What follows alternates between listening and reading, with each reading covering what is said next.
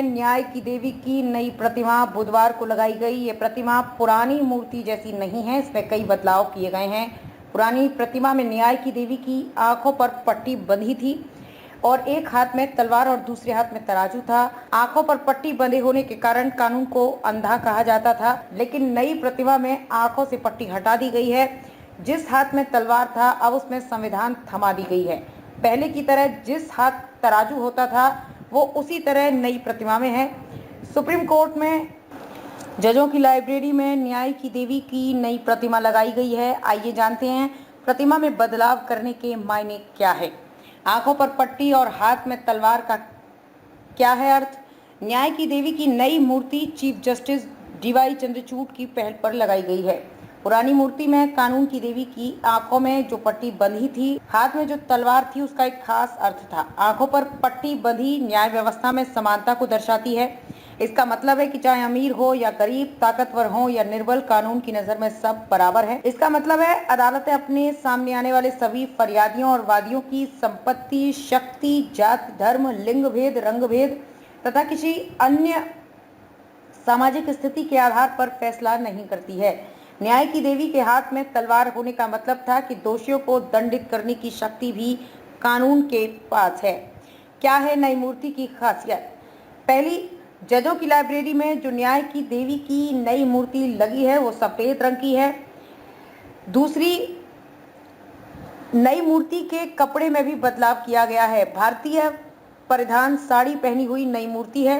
तीसरी, मूर्ति के सिर पर एक मुकुट भी है, जिस तरह पौराणिक कथाओं में देवियों के सिर पर मुकुट होने का वर्णन किया जाता था। चौथा, नई मूर्ति के माथे पर बिंदी लगी है, आभूषण भी नहीं मूर्ति को पहनाया गया है। पांचवा, नई मूर्ति के एक हाथ में पहले की तरह तराजू है, लेकिन दूसरे हाथ में तलवार की जगह संविधान है। मूर्ति के एक हाथ में जो तराजू है वो ये दिखाता है कि कोर्ट किसी भी फैसले पर पहुंचने से पहले दोनों पक्षों की बात को ध्यान से सुनता है। तराजू संतुलन का प्रतीक है। मूर्ति में क्यों किया गया बदलाव? प्रधान न्यायाधीश डीवाई चंद्रचूड़ की पहल पर नई प्रतिमा लगाई गई है। सीजेआई मानते हैं कि कानून अंधा नहीं है, बल्कि कानून सभी को समान मानता है। इसी कारण आंखों से पट्टी हटाई गई है। प्रधान न्यायाधीश का मानना है कि प्रतिमा के एक हाथ में संविधान होना चाहिए, तलवार नहीं, ताकि देश को संदेश जाए कि वो संविधान के हिसाब से न्याय करती है। तलवार हिंसा का प्रतीक है, लेकिन अदालतें संवैधानिक कानून के हिसाब से न्याय करती हैं। इसके अलावा इसे औपनिवेशिक विरासत को पीछे छोड़ने की कोशिश के तौर पर भी देखा जा रहा है। ठीक वैसे ही जैसे ही भारतीय दंड संहिता जैसे औपनिवेशिक कानूनों की जगह भारतीय न्याय संहिता लाकर की गई है। लेडी ऑफ जस्टिस की मूर्ति में बदलाव करना भी इसी कड़ी के तहत उठाया गया एक कदम माना जा सकता है। कहां से भारत में आई न्याय की देवी की मूर्ति? यूनान से न्याय की देवी की मूर्ति इंग्लैंड पहुंची थी। एक अंग्रेज अधिकारी वहां से इस मूर्ति को लेकर भारत आए थे। ये अंग्रेज अफसर एक न्यायालय अधिकारी थे। ब्रिटिश काल में 18वीं शताब्दी के दौरान न्याय की देवी की मूर्ति का सार्वजनिक इस्तेमाल किया गया। बाद में जब देश आजाद हुआ तो हमने भी न्याय की देवी को स्वीकार किया। न्याय की देवी की वास्तव में यूनान की प्राचीन देवी है, जिन्हें न्याय का प्रतीक कहा जाता है। इनका नाम जस्टिया है।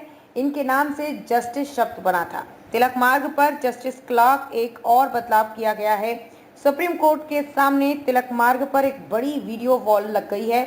इसमें हर समय सुप्रीम कोर्ट की जस्टिस क्लॉक चलती है। इससे सुप्रीम कोर्ट में मुकदमों की रियल टाइम जानकारी जानी जा सकती है।